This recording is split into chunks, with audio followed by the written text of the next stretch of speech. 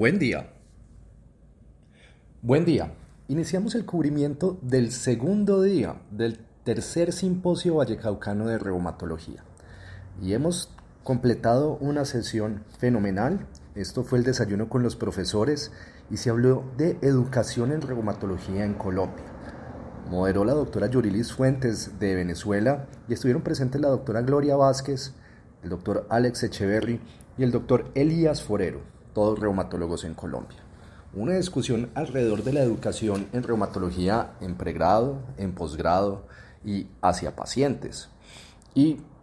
dentro de la discusión se identifican temas importantes como las diferentes estrategias de educación que han aparecido en los pregrados de reumatología, identificando una necesidad de un mayor acceso de los reumatólogos a pregrado para poder educar de forma adecuada en las enfermedades reumáticas y musculoesqueléticas. Y como muchos programas de pregrado tienen educación en reumatología, desafortunadamente algunos no lo tienen, incluso no los tienen en sus pensum, pero que esas estrategias de educación pueden variar de forma abismal. Algunos programas de pregrado teniendo docentes de reumatología y reumatólogos disponibles, incluso rotaciones en la especialidad, mientras que otros programas de pregrado dicen o tienen educación en reumatología, pero solamente con clases presenciales y a veces incluso sin la posibilidad de rotar en la especialidad. Por eso los esfuerzos y la necesidad desde el mundo de la reumatología, desde la comunidad de reumatología, desde las asociaciones de reumatología o ligas de reumatología, en ese afán de impulsar la educación, pero también la necesidad de hacernos partícipes en el proceso de formación de los estudiantes de pregrado. Y como muchas veces una horizontalidad en la educación, un acercamiento amigable con los estudiantes, con el personal de pregrado que puede que no quieran ser reumatólogos, pero que sí tengan la necesidad de educación y como unas estrategias de educación con personal formado en educación podrían ser más eficaces y efectivas.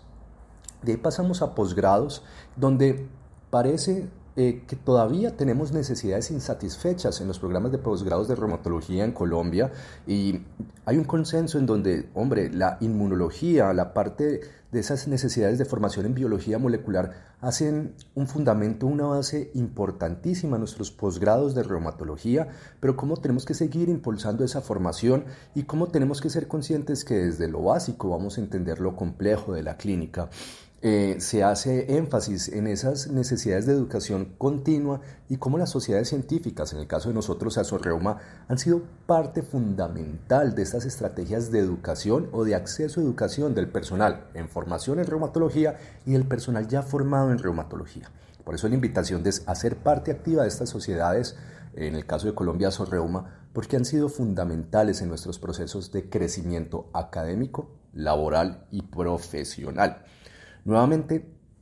viene aquí el acote de tenemos una necesidad de enseñar a educar y muchas veces los reumatólogos somos docentes, nos convertimos en docentes, pero tenemos una gran necesidad y como se hizo una encuesta dentro del panel de que hasta el 50% no hemos tenido una formación o una educación formal en enseñanza, en enseñar a formar y lo vemos como una necesidad porque muchas veces ese entrenamiento dará herramientas o estrategias para dar una mejor educación o de mejor calidad adaptadas a las necesidades de cada uno de nuestros estudiantes. Y como cuando no tenemos esta formación y como cuando no conocemos estas estrategias podemos fallar de forma inadvertida. Entonces es la invitación a que como reumatólogos nos formemos en educación para poder adaptar nuestras estrategias de enseñanza a las necesidades individuales de cada estudiante o personal en formación, sea en pregrado o posgrado, pero nunca perdiendo el norte de esa necesidad de disciplina y esa necesidad de enseñar. Ahora, pasamos a otra estrategia o a otra parte de la discusión y fue la enseñanza hacia pacientes o la educación hacia pacientes y cómo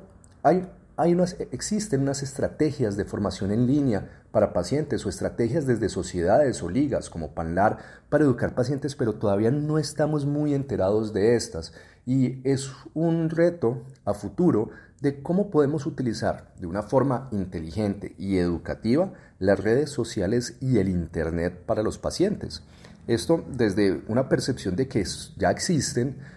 de que son necesarias, de que son formas de empoderar al paciente, de educarlo, de que el paciente haga parte de sus estrategias de tratamiento, pero la gran dificultad es cómo competir con medios que muchas veces tienen contenidos amarillistas y que muchas veces tienen contenido que no es real, que no tiene la necesidad, no tiene la capacidad o la formación, o medios que no tienen un background académico para poder dar una información adecuada, incluso dan información falsa, errónea, porque es difícil a veces captar pacientes y captar la atención y competir con estos portales que muchas veces dan información falsa. Aquí hay una gran necesidad en que los reumatólogos seamos parte de la generación de conocimiento e información, pero cómo adaptar ese conocimiento, esa información, para que sea agradable y para que capture la atención de las personas que están buscando educación en línea, es algo que no hemos resuelto y que muchas veces lo vemos desde lo lejano, que lo vemos desde una apatía, porque no tenemos tiempo, porque no es lo que nos llena, porque no hace parte de nuestro día a día en la práctica clínica, pero que tenemos que ser partes activas de esa generación de conocimiento e información en línea para poder competir con fuentes de información no confiables y así que nuestros pacientes se eduquen con la mejor información disponible para obtener los mejores resultados de tratamiento. Y una discusión alrededor de habilidades blandas que muchas veces no están en los pensum de formación, pero que se hacen necesario y que debemos aprenderlos y aprender a enseñarlos, como empatía, educación hacia el paciente, como estrategias de empoderamiento de paciente,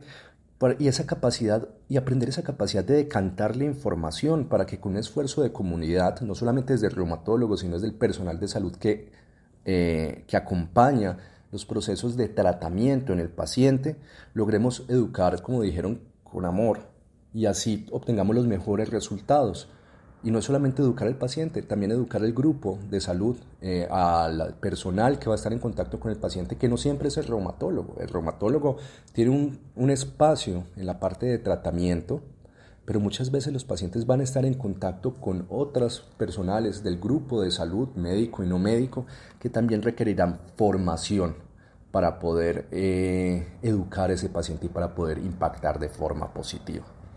Esto es un resumen pequeño de una gran conferencia y espero hayan disfrutado el cubrimiento que hemos hecho hasta ahora del tercer simposio vallecaucano de reumatología